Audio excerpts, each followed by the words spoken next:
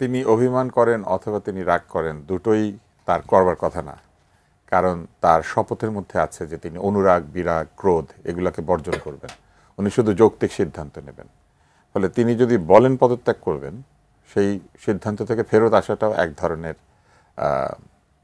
পিছিয়ে আসা এবং তার কাজে এবং কথায় মিল না থাকার একটা বিষয়। কখনোই আপনি বলবেন না আপনি পদত্যাগ করবেন, আর যদি বলেন তাহলে সেখান থেকে পিছিয়ে আসবেন কেন? তার মানে এটা একটা শর্ত ছিল যে আমার কথা শুনলে আমি থাকবো, আমার কথা না শুনলে আমি থাকবো না। এই কথাটা তিনি যেদিন এয়ারপোর্টে নেমেছিলেন এই গণ অভ্যুত্থানের পরে, সেখানে তিনি বলেছিলেন আমার কথা শুনতে হবে, না হলে কিন্তু আমি চলে যাব। আমার মনে আছে এই কথাটা তিনি বলেছিলেন। তো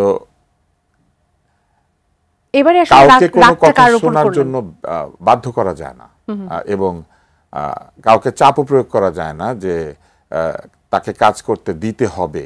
কাজ কি করে আদায় করতে হয় এটা তার চেয়ে ভালো কে জানে। উনি সারা পৃথিবীতে ক্ষুদ্র ঋণের যে বিষয়টি সেটি ছড়িয়ে দিয়েছেন। উনি পৃথিবীতে এমন পুরস্কার নাই যেটা পান নাই, প্রায় সব পুরস্কার পেয়েছেন। একাধিক দেশের সম্মানসূচক নাগরিকত্ব পেয়েছেন, একাধিক জায়গাতে তিনি ভিসি হয়েছেন, তিনি অলিম্পিকে মশাল বাহী। তো এই জন্য তিনি কিন্তু বাংলাদেশের একজন ব্র্যান্ড অ্যাম্বাসাডার। তো আমাদের ব্র্যান্ড অ্যাম্বাসাডার যদি বলেন যে তিনি বাংলাদেশের দায়িত্ব পরিত্যাগ করবেন, সেটা নাগরিক হিসেবে আমাদেরকে দুঃখ দেয়। এর পাশাপাশি যেটি ঘটেছে সেটি হচ্ছে বিএনপি বা রাজনৈতিক দলগুলি যে আচরণ করছে এটাই তো স্বাভাবিক আচরণ। রাজনৈতিক দলগুলি কি চাইবে? নির্বাচনিত করতে চাইবে। রাজনৈতিক দল তারা তৈরি করেছে কেন? তারা রাজনৈতিক দল তৈরি করেছে দেশ পরিচালনা করার যোগ্যতা অর্জন করার জন্য, এবং সেই যোগ্যতা অর্জনের একটাই উপায় ভোট। এবং তারা যে রাজনৈতিক দল করবার কারণে বিভিন্ন ধরনের নিপীড়ন, নির্যাতনের মধ্যে দিয়ে গিয়েছেন কেন? এই দিনটার জন্য যে তিনি ভোট করতে পারবেন এবং ভোট করে তিনি জিতলে শাসনভার পাবেন, না জিতলে শাসনভার পাবেন না। এ কথা ভাবার তো কোনো কারণ নাই যে সংস্কার শুধু একজন বা কিছু লোকই শুধু করতে পারবেন। ধরা যাক এই মুহূর্তে বাংলাদেশে 50 জন লোক যারা সংস্কার চান তারা নাই, তাহলে কি বাকি 50 জন খুঁজে পাওয়া যাবে না যারা সংস্কার চায়? এটা তো গোটা বাংলাদেশের সমস্ত লোক চায়। ফলে এটা যদি ভাবা হয় যে আমরা ছাড়া কেউ সংস্কার করতে পারবে না, এটাও আসলে সঠিক হবে না। সংস্কারের মূলত যে রোড ম্যাপ বা প্ল্যানিং, সেইটা আমরা আশা করেছি যে এই অন্তর্বর্তী সরকার তৈরি করে দেবেন। কেন? কারণ তারা হচ্ছেন জ্ঞানীগুণী ব্যক্তি। তারা যেসব সংস্কার প্রস্তাবকে আমাদের সামনে তুলে ধরবেন, সেইগুলিতে রাজনৈতিক দলগুলি ঐক্যমত পোষণ করবে, এবং এই ঐক্যমতের ভেতর দিয়ে নির্বাচন হবে, এবং নির্বাচনে তারা তাদের ম্যানিফেস্টোতে জনগণকে প্রতিশ্রুতি দেবে যে এই সংস্কারগুলি তারা করবেন, এবং যে সংস্কারগুলি করবেন বলে তারা রাজনীতি করবেন বা ভোট পাবেন, সেই সংস্কারগুলি তাদের করতে হবে। আর যদি না করেন তাহলে জনগণ তাদেরকে ভোটের মাধ্যমে বিদায় করে দেবে।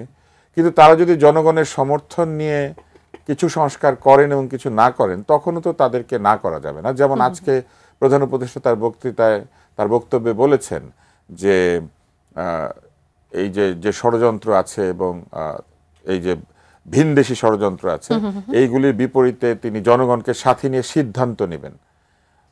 সিদ্ধান্ত জনগণকে সাথে নিয়ে যদি নেন, তাহলে রাজনৈতিক দলগুলির থেকে বড় কেউ আছে যারা জনগণকে সাথে নিয়ে চলে? বাংলাদেশের বড় বড় রাজনৈতিক দলগুলিতে জনগণকে সাথে নিয়ে চলে। তাহলে একই প্রক্রিয়াতেই এই রাজনৈতিক দলগুলি যে দাবি দাওয়া তুলছে, তারাও কিন্তু জনগণকে সাথে নিয়েই তুলছে। এখন এই বিভক্তির চাইতে বেশি কাম্য ছিল জনগণকে ঐক্যবদ্ধ করা, এবং জনগণ সংস্কার চায়, এই ব্যাপারে তো কোনো সন্দেহ নাই। জনগণ পারিবারিক শাসন থেকে মুক্তি চায়।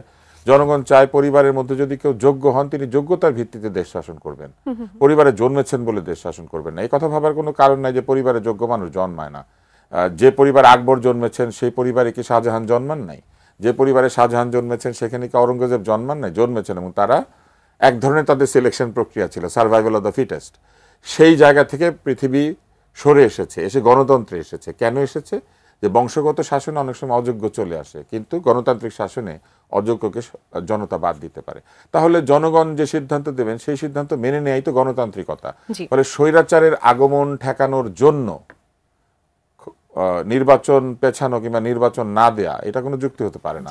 বরং স্বৈরাচারের আগমনকে বন্ধ করার জন্যই নিয়মিত নির্বাচন হওয়া জরুরি। যত নির্বাচন হবে ততই জনগণ ক্ষমতায়িত হবে, এবং যত জনগণ ভোট দেবে ততই স্বৈরাচার হতে কেউ ভয় পাবে, কারণ জনগণ তাকে ভোট দিয়ে তাড়িয়ে দেবে।